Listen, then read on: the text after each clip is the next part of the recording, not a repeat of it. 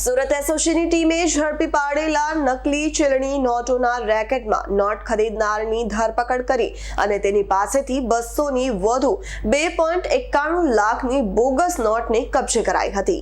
લીંબાયતમાં મીડિયાની આડમાં ચાલતા નકલી ચલણી નોટોનો રેકેટમાં વધુ એક આરોપીને એસઓજીએ બાતમીના આધારે ઉમરવાડામાંથી પકડી પાડ્યો છે. પકડાયેલ આરોપી સાદિક અબ્બાસ અલી બટાકાવાલા છે અને તે ઉમરવાડા ટેનામેન્ટમાં ભાડેથી રહે છે અને તે મૂળ મહારાષ્ટ્રનો વતની છે.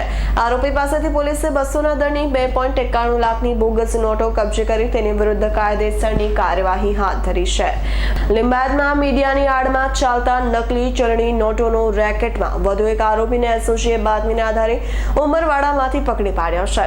પકડાયેલ આરોપી સાદિક અબ્બાસ અલી બટાકાવાલા છે અને તે ઉમરવાડા ટેનામેન્ટમાં ભાડેથી રહે છે અને તે મૂળ મહારાષ્ટ્રનો વતની છે.